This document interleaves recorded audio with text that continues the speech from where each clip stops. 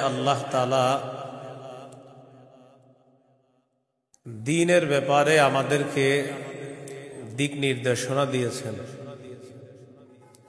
লা ইকরাহা ফিদ্দীন,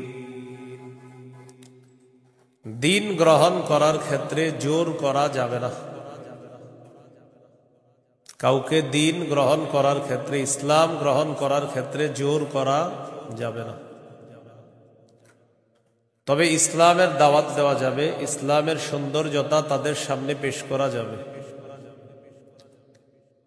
সূরা আলী ইমরানের 19 নম্বর আয়াতে আল্লাহ বলেন, ইন্নাদ-দীনা ইনদাল্লাহিল ইসলাম, নিশ্চয়ই দ্বীন আল্লাহর কাছে ইসলাম। এটা হলো আয়াতের অনুবাদ। নিশ্চয়ই দ্বীন আল্লাহর কাছে ইসলাম, মানে আল্লাহর কাছে একমাত্র দ্বীন হলো ইসলাম। সূরা আলী ইমরানের 85 নম্বর আয়াতে আল্লাহ বলেন, ওয়ামান ইয়াবতাগি গায়রাল ইসলামি দীনান ফালাই ইউকবালা মিন, যে ব্যক্তি ইসলাম ছাড়া অন্য কোনো দ্বীনকে গ্রহণ করে, অন্য কোনো কিছুকে দ্বীন হিসাবে গ্রহণ করে, ফালাই ইউকবালা মিন, এটা তার থেকে গ্রহণ করা হবে না। কেউ যদি ইসলাম ছাড়া অন্য কোনো কিছুকে দ্বীন হিসাবে গ্রহণ করে, এটা তার থেকে গ্রহণ করা হবে না, মানে ইসলাম ছাড়া অন্য কোনো দ্বীন গ্রহণযোগ্য না। এটা অন্যকে দাওয়াত দিয়ে বোঝানো যায়। জাহিলি যুগের বন্ধা নারীরা, যাদের সন্তান হয় না, এই জাতীয় নারীরা মানত করলো, আমার যদি ছেলে হয় ছেলের ইহুদি বানাবো। নাউজুবিল্লাহ। কি বানাবে?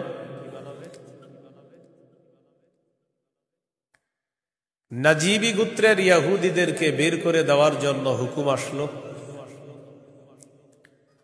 ইহুদিদের আত্মীয় স্বজন যারা আছে তারা চিন্তা করলো, আমাদের আত্মীয় স্বজন যারা, তাদেরকে মুসলমান বানায়া মদিনায় রেখে দিই।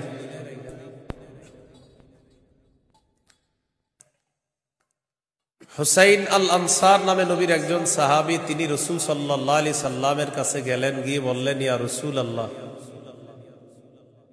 আমার দুজন পুত্র সন্তান খ্রিস্টান, আমি তাদেরকে যদি জোর করে মুসলমান বানিয়ে মদিনায় রেখে দিই। বাবা মুসলমান, সন্তান খ্রিস্টান।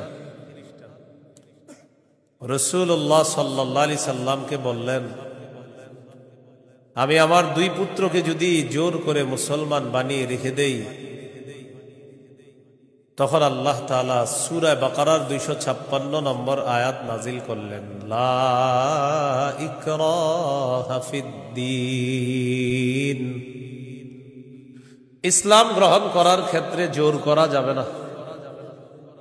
ক্বাদ তাবায়্যানার রুশদু মিনাল গাই, হেদায়েত স্পষ্ট হয়ে গিয়েছে গুমরাহি থেকে, পথভ্রষ্টতা থেকে। কোনটা হেদায়েত, কোনটা গুমরাহি, এটা মানুষের কাছে স্পষ্ট। এই কথা আল্লাহ কেন বললেন? হেদায়েত মানুষের সামনে এখন স্পষ্ট, এখন যদি মানুষ গ্রহণ না করে, এটা তার হতভাগা হওয়ার লক্ষণ। যদি সে গ্রহণ করে, এটা তার সৌভাগ্য, সে একজন সৌভাগ্যবান, সে সৌভাগ্যবান হওয়ার লক্ষণ হবে যদি হেদায়েত গ্রহণ করে। জোর করে বলা যাবে না তুমি মুসলমান হতেই হবে। ফামান ইয়াকফুর বিত-তাগুতি ওয়া ইউমিন বিল্লাহ ফাকাদ ইসতামসাকা বিল উরওয়াতিল ওয়াসকা লা ইনফিসামা লাহা। হেদায়েত স্পষ্ট হয়ে যাওয়ার পরেও যারা তাগুতকে অস্বীকার করবে, আল্লাহকে যারা বিশ্বাস করবে, হেদায়েত আর গুমরাহি দুইটা স্পষ্ট হয়ে যাওয়ার পর যারা তাগুতকে অস্বীকার করবে তথা পথভ্রষ্টতাকে বর্জন করবে, ওয়া ইউমিন বিল্লাহ, আর যারা আল্লাহকে বিশ্বাস করবে, ফাকাদ ইসতামসাকা বিল উরওয়াতিল ওয়াসকা, সে এমন এক মজবুত হাতলকে আঁকড়ে ধরলো লান ফিসামা লাহা, যেই মজবুত হাতল কখনো ছুটে যাওয়ার সম্ভাবনা নাই, এমন এক মজবুত হাতল, যেই মজবুত হাতল তাকে জান্নাতে পৌঁছায় দিয়েছে। এটা হলো তাওহীদ। বলেন এটা কি? তাওহীদ। তাগুত দ্বারা উদ্দেশ্য হলো যত সীমা লঙ্ঘনকারী আছে সবাই। আল্লাহ তাআলা বলেন ফামান ইয়াকফুর বিত-তাগুতি ওয়া ইউমিন বিল্লাহ, যারা তাগুতকে অস্বীকার করবে আর আল্লাহকে বিশ্বাস করবে, ফাকাদ ইসতামসাকা বিল উরওয়াতিল ওয়াসকা লান ফিসামা লাহা, তারা এমন এক মজবুত হাতল আঁকড়ে ধরলো যেটা ছুটে যাওয়ার সম্ভাবনা নাই, বিচ্ছিন্ন হওয়ার সম্ভাবনা নাই। এই মজবুত হাতলের নাম হলো তাওহীদ, আল্লাহর একত্ববাদ স্বীকার করা। তাওহীদের মৌলিক 4টি শর্ত। প্রিয় ভাইরা, কয় শর্ত? 1 নম্বর, আল্লাহ ছাড়া কোনো ইলাহ নাই এই বিশ্বাস নিয়ে মৃত্যুবরণ করা। 2 নম্বর, আল্লাহ ছাড়া কোনো ইলাহ নাই এই কথা মুখে বলবো, পাশাপাশি এই কথায় সামান্যতম সন্দেহ করা যাবে না। 3 নম্বর, আল্লাহ ছাড়া কোনো ইলাহ নাই মুখে বলার পাশাপাশি অন্তরে বিশ্বাস করা। 4 নম্বর, সবচাইতে বেশি আল্লাহকে ভালোবাসা। এই হলো তাওহীদের 4 শর্ত। তাওহীদের কয় শর্ত? 1 নম্বর, আল্লাহ ছাড়া কোনো ইলাহ নাই এই বিশ্বাস নিয়ে মৃত্যুবরণ করা। 2 নম্বর, আল্লাহ ছাড়া কোনো ইলাহ নাই এই কথায় সন্দেহ করা যাবে না। 3 নম্বর, আল্লাহ ছাড়া কোনো ইলাহ নাই এটা মুখে বলা, অন্তরে বিশ্বাস করা। 4 নম্বর, আল্লাহকে সবচেয়ে বেশি ভালোবাসা। এই হলো তাওহীদের 4 শর্ত। বাইরের মাইকের আওয়াজ আবার বাড়াইছেন, ঠিক না? ওইটা কমান, ওইটাও কমান। আপনি পরে বাড়ান, আমার বয়ানটা একটু কমান না, সমস্যা নেই। বুঝে না, মানে আমি এটা আপনার জন্য ভালো। আরো বুঝে না, এর কথা হলো ফাটাইতে হবো, বুঝতে হবো আমার মাইক এরকম এরকম। আমি তো বলছি না খারাপ, আমি বলছি খারাপ, আমি তো ভালোই বলছি। আমি বয়ান করতে সামনে দাওয়াত দিয়ে না, এত মাইক লাগাইলে। কিন্তু বারবার মাহফিলে বলি, মাইক কম হবে ওই মাহফিলে দাওয়াত অটোমেটিক পাবেন, বেশি মাহফিল মাইক হবে আর দাওয়াত পাবেন না। সোজা হিসাব, আমার বয়ানে মাইক কম থাকতে হবে, এটা আমি আলাদা বিষয়। মাইক যত কম হবে, যদি আবেদন করেন যে হুজুর মাইক 2টা, তো দেখবেন দাওয়াত আগে দিব আপনার। মাইক বেশি লাগাবেন, আমার পাবেন না, সোজা হিসাব। মাইক কমাইতে হবে আমার বয়ানে কারো যেন কোনো ক্ষতি না হয়, মাথায় রাখবেন। তাওহীদের 4টা শর্ত। 1 নম্বর, আল্লাহ ছাড়া কোনো ইলাহ নাই এই বিশ্বাস নিয়ে মৃত্যুবরণ করা। 2 নম্বর, আল্লাহ ছাড়া কোনো ইলাহ নাই এই কথায় সামান্য সন্দেহ করা যাবে না। 3 নম্বর, আল্লাহ ছাড়া কোনো ইলাহ নাই এটা মুখেও বলা, অন্তরে বিশ্বাস করা। 4 নম্বর, আল্লাহকে সবচেয়ে বেশি ভালোবাসা। 1 নম্বর শর্ত, আল্লাহ ছাড়া ইলাহ নাই এই বিশ্বাস নিয়ে মৃত্যুবরণ করা। সহিহ বুখারীর 26 নম্বর হাদিস। এই হাদিসের বর্ণনাকারী উসমান রাদিয়াল্লাহু তাআলা তিনি বলেন, عن عثمان رضي الله تعالى عنه قال قال رسول الله صلى الله عليه وسلم من مات وهو يعلم أنه لا إله إلا الله دخل الجنة। নবীজি বলেন, কেউ যদি এই বিশ্বাস নিয়ে মারা যায় আল্লাহ ছাড়া কোনো ইলাহ নাই, আমি নবী বলে দিলাম দাখালাল জান্নাহ, সে জান্নাতে প্রবেশ করবে।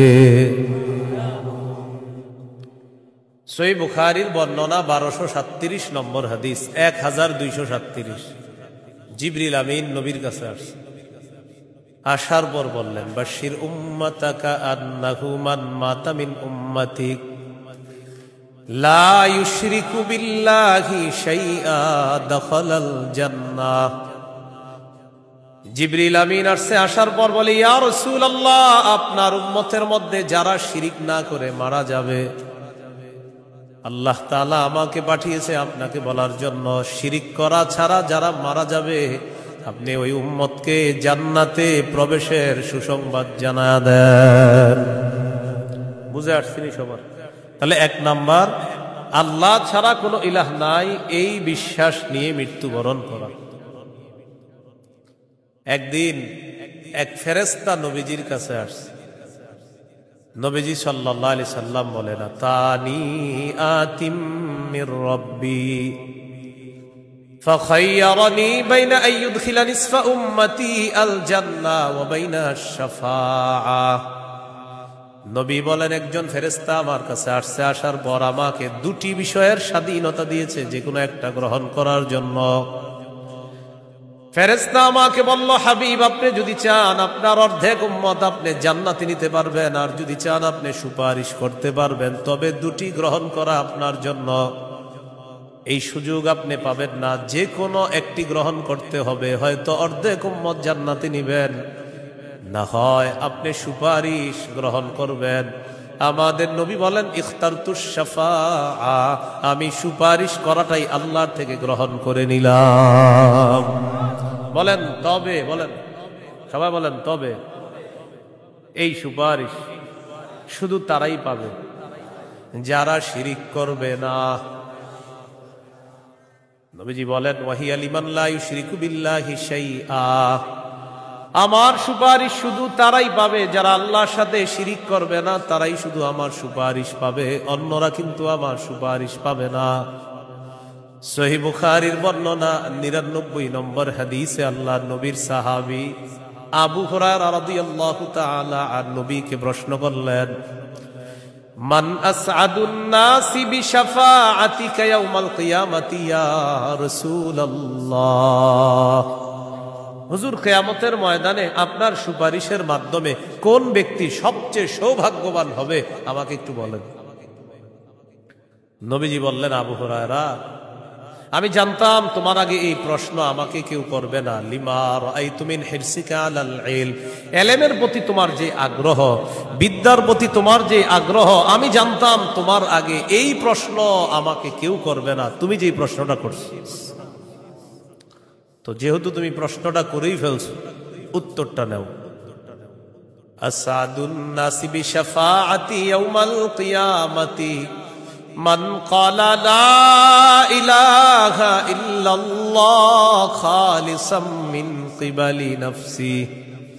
কোন ব্যক্তি যদি দিল থেকে বলে লা ইলাহা ইল্লাল্লাহ, আর এই বিশ্বাস নিয়ে যদি মারা যায়, কিয়ামতের ময়দানে আমার সুপারিশের মাধ্যমে এই ব্যক্তি সবচাইতে সৌভাগ্যবান বান্দা হয়ে যাবে। কি শিখলাম বলেন? লা ইলাহা ইল্লাল্লাহ। তিরমিজির বর্ণনা 3592 নম্বর হাদিস। ক্বালা রাসূলুল্লাহ সাল্লাল্লাহু আলাইহি ওয়াসাল্লাম, মা আবদুন ক্বালা লা ইলাহা ইল্লাল্লাহ মুখলিসান কাত্তু ইল্লা ফুতিহাত লাহু আবওয়াবুস সামাই হাত্তা তুফজিয়া ইলাল আরশ। নবীজি বলেন, কোন বান্দা যদি একবার ইখলাসের সাথে লা ইলাহা ইল্লাল্লাহ পাঠ করে, আল্লাহর আসমানের সবগুলা দরজা খুলে দেওয়া হয়, তার লা ইলাহা ইল্লাল্লাহ যেন আরশ পর্যন্ত পৌঁছে যায়। তাওহীদের কয় শর্ত ভুলে গেছে? কয় শর্ত? 1 নম্বর, আল্লাহ ছাড়া ইলাহ নাই এই বিশ্বাস নিয়ে মরতে হবে। 2 নম্বর, আল্লাহ ছাড়া কোনো ইলাহ নাই এই কথায় সামান্য সন্দেহ করা যাবে না। সূরা হুজুরাতের 15 নম্বর আয়াতে আল্লাহ বলেন, ইন্নামাল মুমিনুনা আল্লাযীনা আমানু বিল্লাহি ওয়া রাসূলিহি সুম্মা লাম ইয়ারতাবু ওয়া জাহাদু বিআমওয়ালিহিম ওয়া আনফুসিহিম ফী সাবিলিল্লাহ উলাইকা হুমুস সাদিকুন। আল্লাহ তাআলা বলেন, প্রকৃত ঈমানদার হলো তারা যারা আল্লাহকে বিশ্বাস করে, রাসূলকে বিশ্বাস করে, সামান্য সন্দেহ করে না। ওয়া জাহাদু বিআমওয়ালিহিম ওয়া আনফুসিহিম ফী সাবিলিল্লাহ, যারা নিজেদের জান মাল নিয়ে আল্লাহর রাস্তায় লড়াই করে। আল্লাহ বলেন উলাইকা হুমুস সাদিকুন, আমি আল্লাহ তাদেরকে কোরআনে খাঁটি সত্যবাদী বলে ঘোষণা করলাম। এরা খাঁটি সত্যবাদী, আল্লাহকে বিশ্বাস করে, রসুলকে বিশ্বাস করে, একটু সন্দেহ করে না। 3 নম্বর শর্ত, লা ইলাহা ইল্লাল্লাহ, আমি মুখে উচ্চারণ করলাম আল্লাহ ছাড়া কোনো ইলাহ নাই, অন্তরেও বিশ্বাস করা। মুখে বললাম আল্লাহ ছাড়া কোনো ইলাহ নাই, অন্তরে যদি ঝামেলা থাকে এটা হবে মুনাফিক মার্কা শয়তান, নেফাকি হবে। এটা কি হবে বলেন তো, সবাই বলেন কি হবে? নেফাকি হবে। মুখে বলতে হবে, অন্তরেও স্বীকার করতে হবে। সূরাতুল ফাতহির 11 নম্বর আয়াতে আল্লাহ বলেন ইয়াকুলুনা বিআলসিনাতিহিম মা লাইসা ফি কুলুবিহিম, তারা তাদের মুখ দিয়ে এমন কথা বলে যা তাদের অন্তরের কথা না। তাহলে বলেন তো তাওহীদের 3 নম্বর শর্ত, মুখে বললাম একটা আর অন্তরে আরেকটা, শর্ত পূরণ হবে? মুখে যা বলবো অন্তরেও তা যদি হয়, এটা 3 নম্বর শর্ত পূরণ হবে। অন্তরে যদি ঈমান সরিষার দানা পরিমাণও হয়, একদিন জান্নাতে যাবে। সহিহ বুখারীর 44 নম্বর হাদিস, قال رسول الله صلى الله عليه وسلم يخرج من النار من قال لا إله إلا الله وفي قلبه وزن شعيرة من خير وفي قلبه وزن برة من خير وفي قلبه وزن ذرة من خير। নবীজি বলেন, কার অন্তরের মধ্যে যদি গম পরিমাণ, জব পরিমাণ, সরিষার দানা পরিমাণ ঈমান থাকে, গম পরিমাণ, জব পরিমাণ, সরিষার দানা পরিমাণ ঈমান, এই মানুষটা যদি বিভিন্ন অপরাধের কারণে জাহান্নামের সাজা ভোগ করতেও হয়, জাহান্নামের সাজা ভোগ করার পর আমি নবী বলে দিলাম একদিন জাহান্নাম থেকে বের হয়ে ওই সরিষা পরিমাণ ঈমানের কারণে আল্লাহর জান্নাতে প্রবেশ করবে। খাঁটি ঈমান, বিশুদ্ধ ঈমান, এটার মধ্যে কোনো ঝামেলা করা যাবে না। আল্লাহ কথাগুলা বুঝার তৌফিক দান করেন। 4 নম্বর শর্ত, সবচেয়ে বেশি আল্লাহকে ভালোবাসো। বলেন কাকে ভালোবাসো?